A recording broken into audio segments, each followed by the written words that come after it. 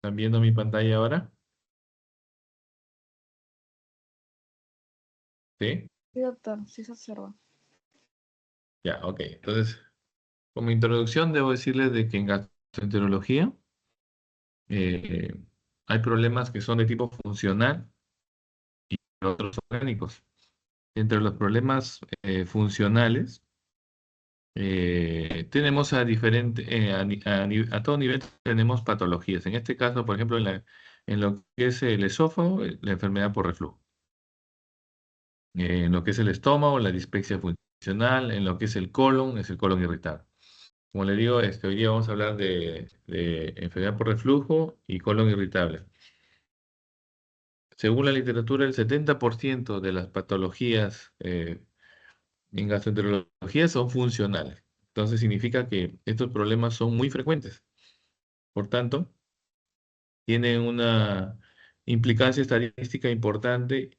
Sin embargo, como se van a dar cuenta, el manejo va a ser no tan complejo, dado que la fisiopatología todavía no está entendida al 100% y por tanto se trata los síntomas, el dolor, la distensión, el reflujo.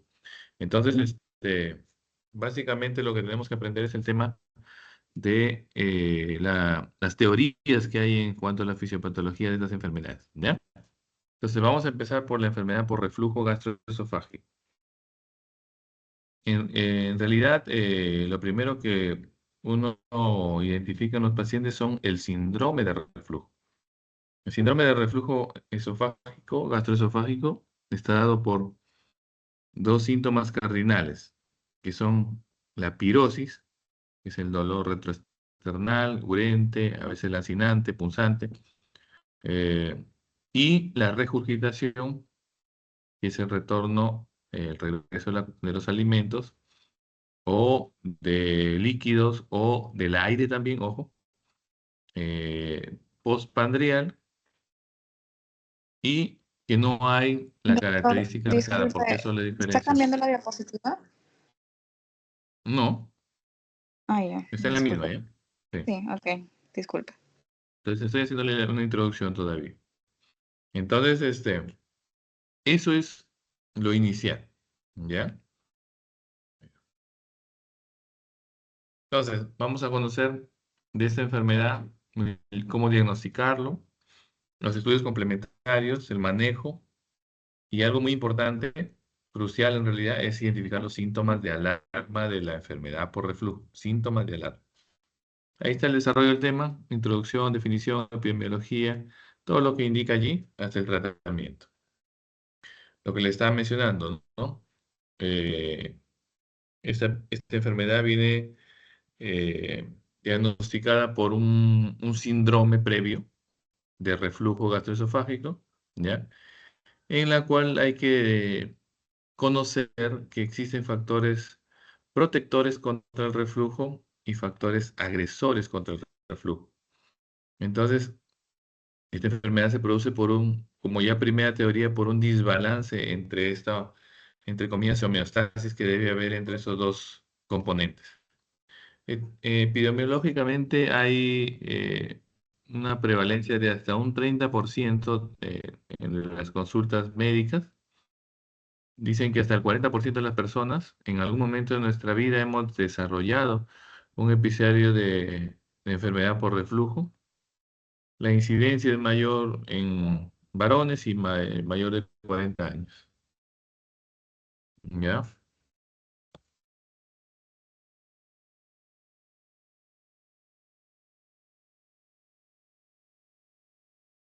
Bueno, en cuanto a la fisiopatología, lo que les decía, ¿no?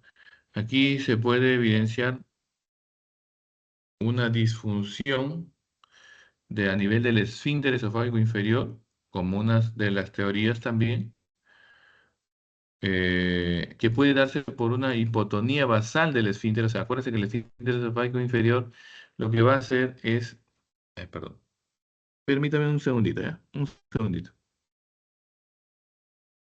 Mm, Perdón, un segundo.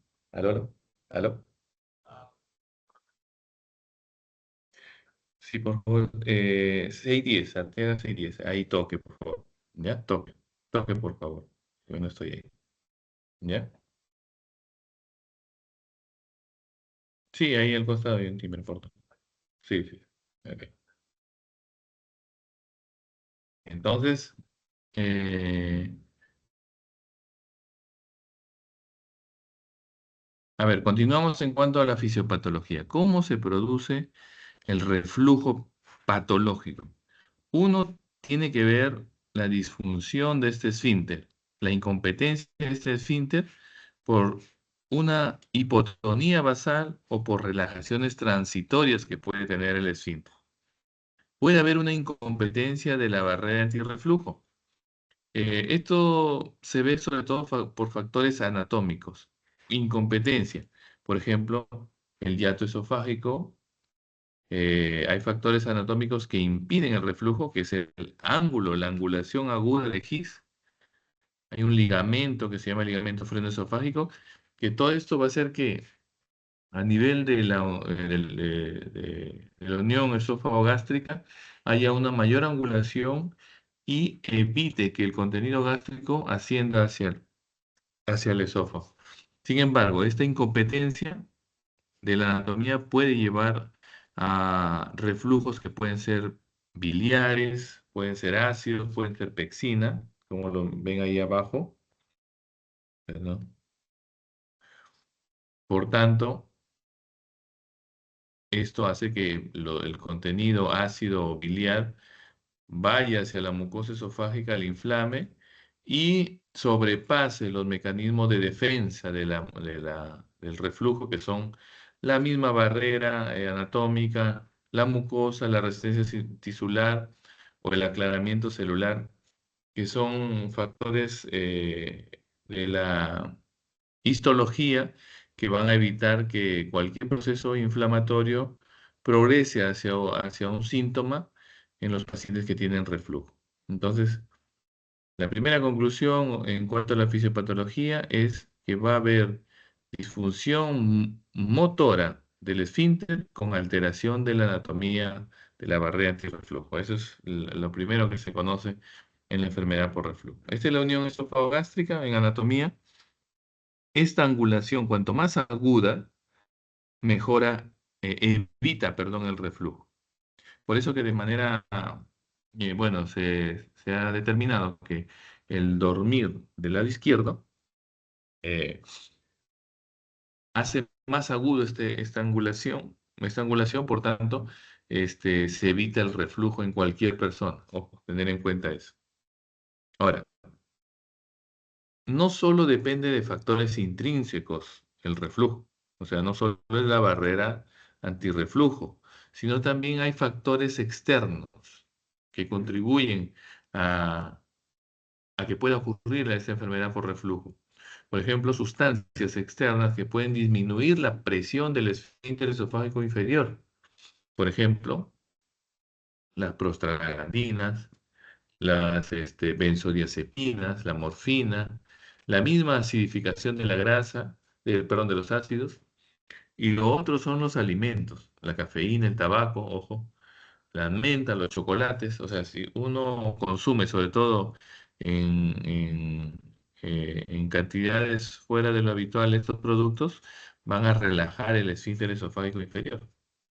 Por el contrario, si uno consume más frutas, verduras, y por algún tratamiento alcaliniza el pH del gástrico, puede más bien aumentar la presión del esfínter esofágico inferior y por tanto mejorar el reflujo. De esta premisa podemos decir que el uso de los inhibidores de bomba de protones que van a alcalinizar el pH gástrico va a ser uno de los pilares en el tratamiento. Otros son la metoclopramida, la histamina, la gastrina, los anticolinérgicos también. Otros factores externos demográficos, la edad, el sexo, el alcoholismo, el tabaco, que ya hemos hablado, y la misma obesidad como condición personal que puede llevar pues a que se distienda la unión a nivel del esfínter esofágico inferior, el hiato, y por tanto pueda causar mayor reflujo. Pues son variantes anatómicas. Entonces, ya sabemos cuáles son los síntomas cardinales: la regurgitación, la pirosis, la fisiopatología, la hipotonía y la incompetencia a nivel del esfínter. Ahora vamos a saber qué síndromes presenta, qué síntomas presenta. Síndrome típico, lo que les he hablado: regurgitación, pirosis, que lo ven síntomas típicos aquí, hacia su izquierda. ¿Puede haber síntomas asociados? Sí. Puede haber disfagia. Eso es cuando el reflujo es persistente, inflama de manera importante el esófago y hasta incluso puede causar estenosis. Entonces, la estenosis esofágica nos lleva a disfagia, ¿ya? Más allá de eso, puede evolucionar hacia un esófago de Barrett o un adenocarcinoma, que da otra sintomatología mucho más compleja, ¿no? Esos son los síntomas esofágicos, pero también puede haber síntomas extraesofágicos, que significa eh, eh, en órganos, por ejemplo, que puede estar en relación al reflujo, la vía respiratoria. Puede haber un paciente con tos crónica, con laringitis. El asma del anciano es característicamente, eh, eh, ¿cómo se llama? Causado por la enfermedad por reflujo. El asma generalmente pues se presenta en jóvenes, ¿no? Y evoluciona. Pacientes pueden seguir toda su vida con asma, pero raro es un paciente que a la tercera edad, 60 años más arriba, empiecen con asma. Entonces ahí es donde se investiga enfermedad por reflujo. La erosión dental también.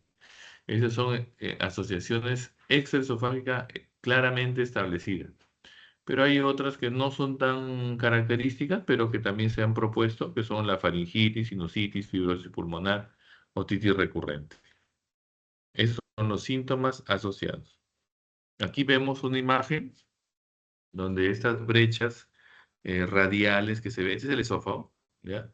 Estas brechas radiales con una fibrina blanca que se ve en medio, son erosiones del esófago causadas por el reflujo persistente, que puede ser ácido, que puede ser biliar, característicamente, ¿no? Esta es la clasificación de Los Ángeles, que es una clasificación endoscópica en el cual puede haber solo eritema de la mucosa hasta erosiones longitudinales tan importantes que lleguen a cubrir toda la circunferencia del esófago. Entonces el grado, según es de menor a mayor, por la presencia de estas erosiones. Las manifestaciones clínicas de la enfermedad, les había dicho: pirosis, regurgitación. Ya cuando se ve hematemesis u otra situación, ya es una complicación o disfagia también. El anillo de Chatsky, el anillo de Chatsky es una estenosis péptica del esófago que se produce por fibrosis a nivel del esfínter esofágico, a nivel de la mucosa en el esfínter esofágico inferior, una fibrosis circunferencial que produce estenosis y por tanto disfagia, ¿ya? Se libera a través de la vía endoscópica. Otras manifestaciones: la erosión dental también es muy característico, ¿ya? ¿Cómo hacemos el diagnóstico de una enfermedad por reflujo? La prueba de oro para la enfermedad por reflujo es, ¿será la endoscopía? Mira lo que dice acá: baja sensibilidad. ¿Será la pHmetría? Sí. La pHmetría con la impedanciometría, que mide las características del reflujo. pHmetría mide bueno, como su nombre lo dice, el pH de la sustancia que refluye, que puede ser ácida o alcalina si es biliar, ¿ya? Y la impedanciometría, que mide las presiones a nivel del esfínter esofágico inferior. Esta es la prueba de oro para una enfermedad por reflujo. Se hace endoscopía en los pacientes que se sospecha otras posibilidades de diagnóstico, o sea, para el diagnóstico diferencial. Acá está una impedanciometría, pHmetría. Es una sonda que se deja en el esófago por 24 horas y tiene varios electrodos que van midiendo tanto la presión como las características del pH a nivel de todo el tracto esofágico. La manometría es la medida de las presiones y el diagnóstico diferencial se hace a través de la endoscopía, como le dije. Característicamente la disfagia, el diagnóstico diferencial de la enfermedad por reflujo con signos de alarma, por ejemplo, disfagia, hematemesis, baja de peso, es el cáncer de esófago propiamente dicho o de la unión esófago-gástrica, que es la más frecuente, cáncer de la unión esófago-gástrica. Entonces, el diagnóstico diferencial de una enfermedad por reflujo con complicaciones, con síntomas de alarma, es cáncer de la unión esófago-gástrica. ¿Ya? Esofagitis, acalasia, puede haber espasmos esofágicos funcionales también. Bueno, como le digo, hasta ahora todo se habla de teorías. Lamentablemente no hay una de estas mismas teorías que claramente establezcan el problema. Por eso que estas enfermedades funcionales muchas veces son crónicas, porque no tenemos el fármaco que cure el problema. Lamentablemente, el control es sintomático. Entonces, no actuamos sobre la motilidad del esfínter esofágico, sino actuamos sobre las consecuencias que trae esa hipomotilidad. ¿Cuáles son? La sobreacidez en el esófago. Por tanto, usamos fármacos que van a bajar la acidez. Los procinéticos mejoran el peristaltismo del esófago. Entonces, ahí se ve generalmente, pero lo inicial debe ser siempre las medidas higiénico-dietéticas. ¿Qué significa eso? Pues nuestros hábitos de alimentación. Generalmente el paciente de repente consume alimentos muy de noche, con mucha grasa, alcohol de repente, ¿no? Entonces esas cositas llevan a que de manera crónica pueda desarrollar esta enfermedad. Entonces aquí está, primero la dieta, ahí está lo que debemos evitar. La diapositiva les voy a dejar para que ustedes lo detallen, lo lean en más detalle. El alcohol, los ácidos, el café, los chocolates. Pero el tratamiento farmacológico es lo que sí voy a ahondar. ¿Qué tratamiento farmacológico se utiliza? El tratamiento de elección son los inhibidores de bomba de protones. Característicamente es a doble dosis, significa dosis diaria y dosis nocturna. Aquí está, esa es la dosis, ese es el tratamiento estándar. Se utiliza como prueba terapéutica. ¿Qué significa? Que si uno, por ejemplo, estamos en un lugar donde no hay manometría, impedanciometría, pHmetría, entonces en estos lugares nosotros podemos utilizar la prueba terapéutica de dar inhibidores de bomba de protones a doble dosis por un mes. Y si hay una mejoría importante de los síntomas, entonces estamos ante una enfermedad por reflujo. Por tanto, se hace el diagnóstico con el hecho de haber tratado ya al paciente. Tasa de curación, 90% con los inhibidores de bomba de protones. Salvo que sea una enfermedad por reflujo complicada con esofagitis, con estenosis, se puede duplicar el tiempo de tratamiento, hasta 8 semanas. Igualito es a doble dosis. Pero esto ya cuando hay un estudio de pechimetría, de impedanciometría, manometría y de repente una endoscopía también. Otros tratamientos que se han propuesto, agentes antirreflujo, que aumenten la presión del esfínter esofágico inferior, agonistas de los receptores GABA, baclofeno, moduladores de la sensibilidad visceral, también pueden utilizarse sertralina, antidepresivos. Cirugía, se usa cirugía para aumentar la tensión a nivel del esfínter esofágico inferior en pacientes que responden bien a los inhibidores. Ojo con esto. ¿Qué significa eso? O sea, si un paciente responde bien a los inhibidores, cura el reflujo, mejora el reflujo en todo caso, pero no puede dejar los inhibidores de bomba de protones porque vuelve su enfermedad, esos pacientes son candidatos para cirugía, porque acuérdense que el hecho de utilizar inhibidores de bomba de protones a largo tiempo trae consecuencias en el paciente. consecuencias hasta neoplásicas, así que hay que tener mucho cuidado en la utilización crónica del inhibidor de bomba de protones. En la consulta externa veo muchos pacientes que van y dicen, doctor, yo necesito mi omeprazol, mis medicamentos, y lo vemos con 5 o 6 meses de tratamiento. Eso no es una práctica normal, saludable para ellos, y creo que a veces en los consultorios lo tomamos de manera práctica. Tiene gastritis, omeprazol, y le damos 2, 3, 4, 5 meses, cuando el tratamiento debe ser de corto tiempo. Por ejemplo, para gastritis se utiliza tratamiento menos de un mes. Para enfermedad por reflujo, hasta 2 meses de tratamiento, no más allá. Entonces, si nosotros vemos un paciente que tiene síntomas persistentes, debemos de buscar otras causas. De repente estamos dando inhibidores y es una dispepsia de tipo funcional, y el tratamiento es totalmente diferente.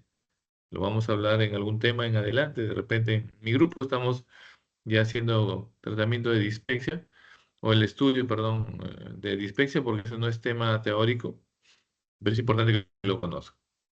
Entonces, cirugía a los pacientes que responden bien a los inhibidores, a ellos se les debe plantear para que no usen de manera crónica los inhibidores. Bueno, ya es la última diapositiva, una de las últimas diapositivas, en el cual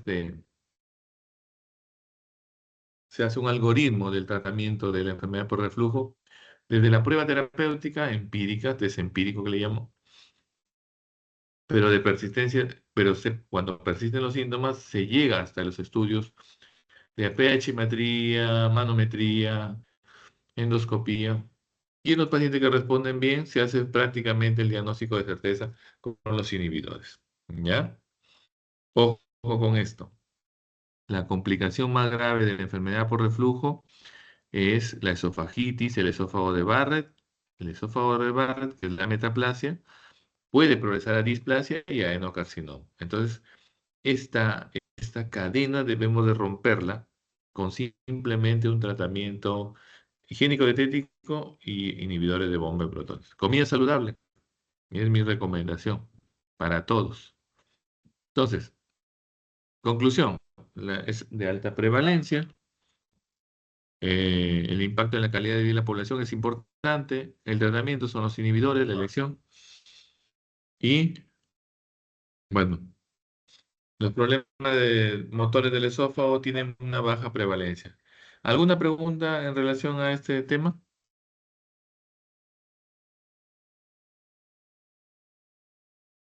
¿Alguna pregunta? Todo claro, doctor. ¿Todo claro? Sí, doctor, todo claro.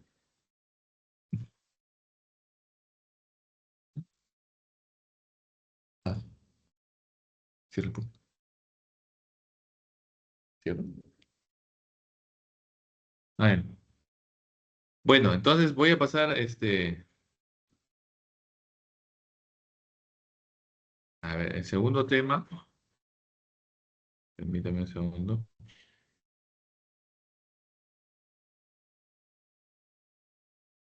Permítame. El segundo tema que voy a tratar es los permítame, problemas funcionales gastrointestinales, que estamos hablando de colon irritable, ¿ya? Los problemas funcionales, como les vuelvo a repetir, del esófago, ya lo hemos conversado. Uno de ellos, claro, del estómago, la dispepsia funcional. Y ahora vamos a hablar de un trastorno funcional intestinal que es el colon irritable. Uno de los problemas, la verdad, para nosotros es un eslabón en realidad en el estudio, en el diagnóstico y en el tratamiento. A veces a todos los gastroenterólogos nos es un reto buscar la solución más adecuada para el paciente, porque se va a dar cuenta que la fisiopatología de esa enfermedad no es muy clara, por tanto no hay un tratamiento específico, y el paciente muchas veces está disconforme con el tratamiento que algún gastroenterólogo puede hacerle y por tanto busca, es el clásico paciente que va de gastroenterólogo en gastroenterólogo, buscando que alguien le solucione el problema porque no le encuentra sino más. Por eso que aquí es muy importante la relación médico-paciente para explicarle cómo es su problema, la trascendencia, la gravedad de su problema, que el paciente se adhiera a los tratamientos y lleve una continuación, ¿no? Ocurre frecuentemente que va un gastroenterólogo y le dice ya, colonoscopía, otro gastroenterólogo, radiografía de colon, otro, tomografía, y al final ninguno encuentra la solución. Entonces, no, hacer de ese modo, buscar el tratamiento no es lo más adecuado. A ver, hablemos de la enfermedad. Síndrome de intestino irritable es una afectación crónica, ojo, crónica, dolor abdominal asociado a alteraciones del tránsito intestinal. Casi el 30% de las consultas en gastroenterología, miren, es importante. Entonces, el colon irritable sí es un problema limitante, no solo por el dolor, sino también puede afectar ¿cómo se llama? Puede afectar eh, eh, su trabajo, el aspecto económico de la persona. O sea, por el dolor hay mucho ausentismo laboral, descansos médicos y todo lo que conlleva esto, entonces, tanto para la empresa como para él. Entonces, es un problema de salud importante que debemos de tenerlo en cuenta. Esta enfermedad, las primeras literaturas encontradas datan de 1849, donde hablan en uno de los párrafos, dice, los intestinos presentan una vez estreñimiento, otra diarrea en una misma persona y no se puede explicar con una enfermedad. Entonces, desde allí se va conociendo esta entidad patológica. Se llamaba colitis microscópica, luego colon espástico, colon nervioso, hasta colon irritable aquí en Latinoamérica. Un colombiano, Walter Álvarez, lo denominó colon irritable y desde ahí se mantiene esa denominación. 15% de la población mundial. Se utilizan los criterios de Roma. Los criterios de Roma son criterios de consenso de médicos gastroenterólogos especialistas que se reúnen en Europa. La última fue en el 2016, en la cual dieron unos criterios para el diagnóstico de esta enfermedad, y les voy a mencionar en adelante. Pero ¿cuál es la etiopatogenia de esta enfermedad? Dos cosas importantes, la hipersensibilidad y la disfunción motora. Esto es la base de la fisiopatología o de la etiopatogenia de la enfermedad por reflujo. Perdón, estamos hablando del colon irritable. Ahora se agrega la alteración de la microbiota y un proceso inflamatorio crónico. Pero la base, en toda literatura, va a ser la hipersensibilidad y la disfunción motora.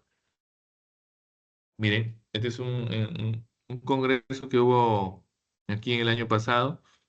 Se habló del sobrecrecimiento bacteriano, SIBO, se dice en siglas.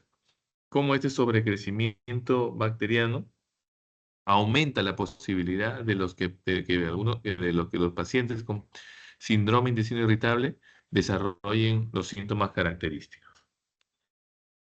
¿Cuál es la presentación clínica? Con lo que estamos hablando, ¿no? Dolor abdominal asociado a alteraciones del hábito defecatorio. Ahí también puede haber moco en las heces, esfuerzo fecatorio, tenesmo rectal. Eh, ¿Alguien que, alguien de ustedes que pueda definir qué es tenesmo rectal?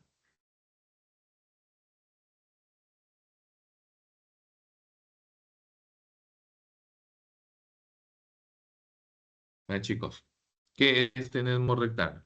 ¿Quién entiende tenesmo rectal? A ver, Lisette Poma, ¿te encuentras?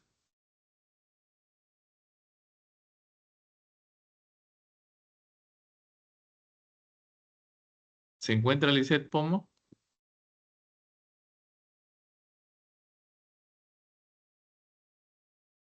¿Me están escuchando? Sí, doctor. ¿Se encuentra Sí, Lisette Poma doctor. en sala?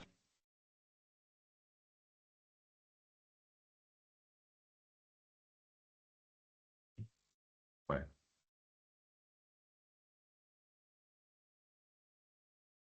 miren, esas actividades generalmente yo les recomiendo que ustedes al menos, yo sé que tienen muchas actividades en la medicina, es así, pero al menos unas horas antes o un día antes, lean, porque la idea es de que cuando yo haga el tema, ustedes ya pregunten sus dudas. Estas diapositivas son ayuda diagnóstica para mí, no deben ser ayuda diagnóstica, ayuda, ¿cómo le estoy hablando? Ayuda para la exposición, pero para mí, para yo expresarles el tema.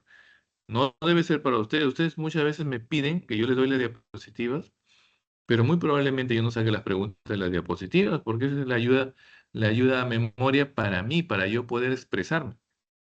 ¿Qué significa? Que no es toda la exposición, no es todo el tema. Y ustedes, chicos, por ejemplo, estoy hablando a Lisette Poma y no se encuentra en sala. Probablemente piensan que yo dándole las diapositivas, ustedes van a poder con eso simplemente saber el tema. Y eso no, de eso no se trata, chicos. Les aseguro que en la medicina no se trata de aprenderse diapositivas, se trata de leer temas. Y bueno, voy a hacer un paréntesis aquí en el tema y decirles que nosotros sacamos las preguntas o el examen, yo al menos de guías, y guías de los últimos 5 años.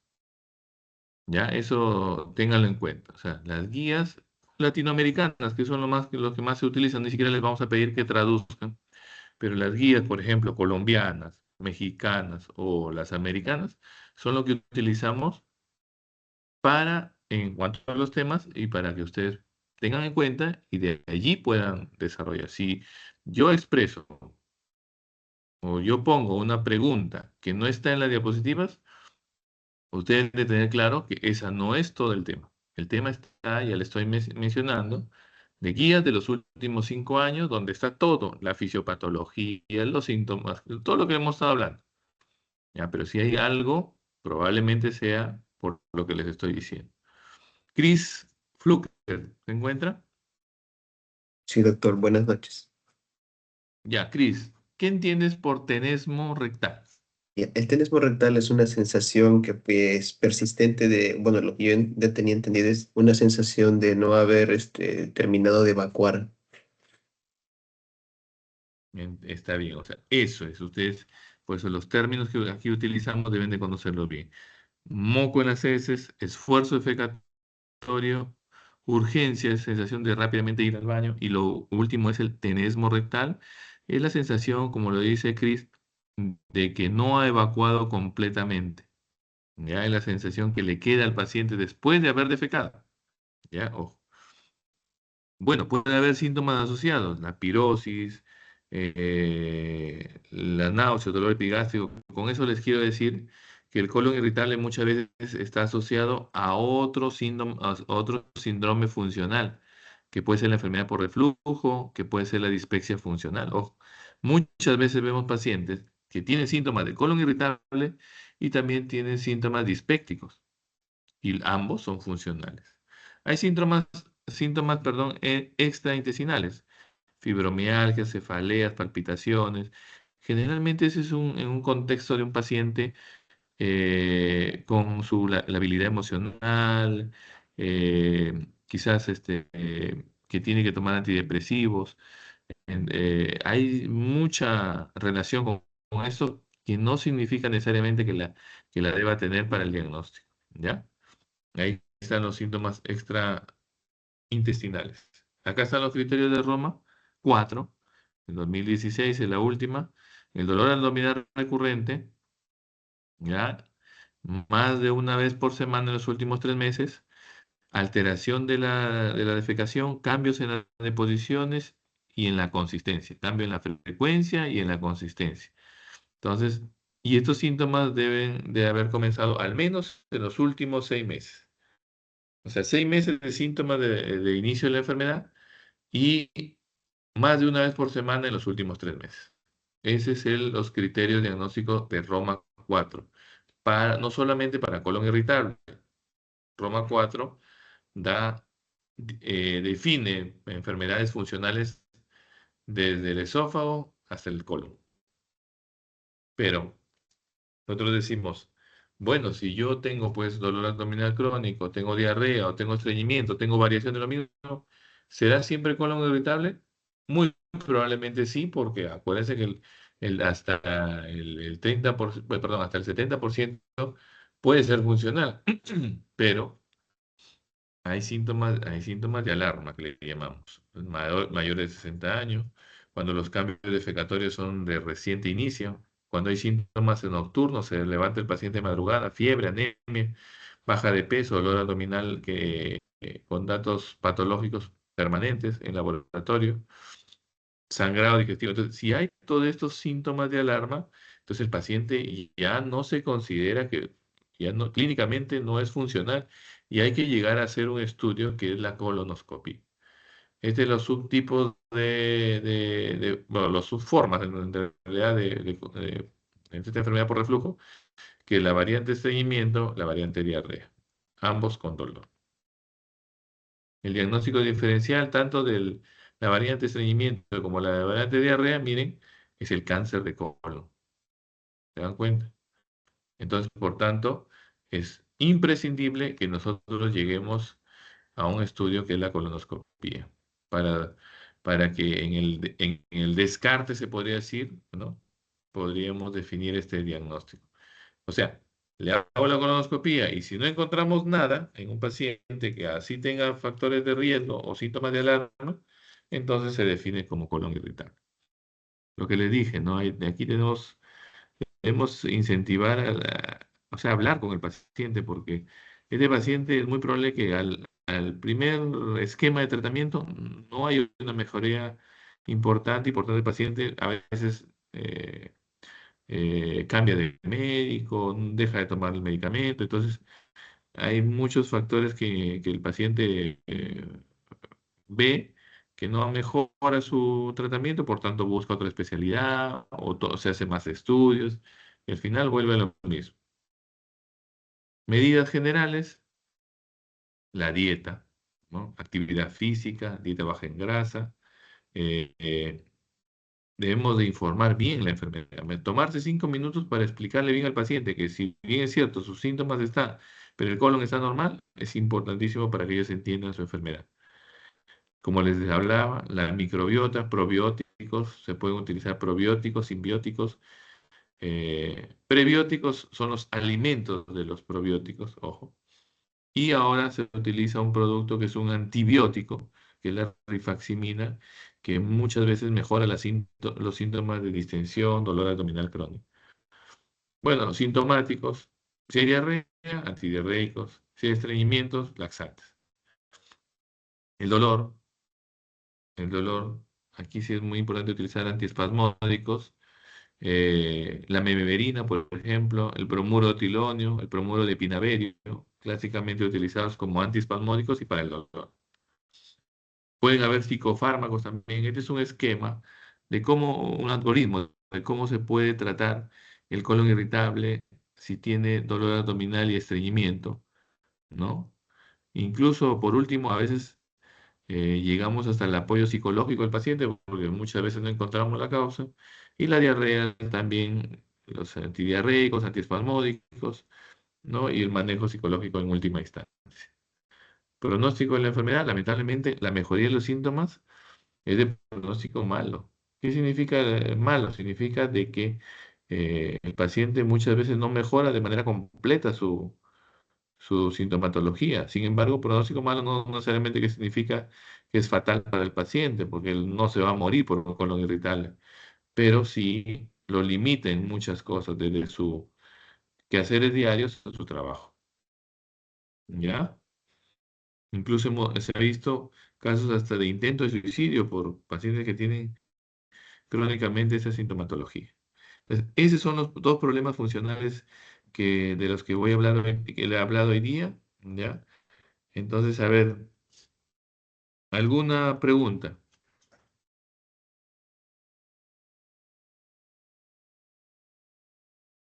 ¿Alguna pregunta hasta acá, chicos?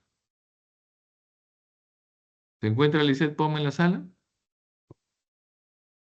Me van a poner todos presente en el chat para poder tomar lista, ¿ya?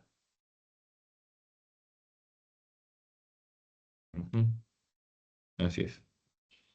¿Alguna pregunta, chicos? Como les digo, les vuelvo a repetir. Ustedes muy probablemente me pidan la diapositiva, yo se las entrego muy gustoso, pero no es todo el tema. Esas diapositivas son solo la ayuda a memoria para mí.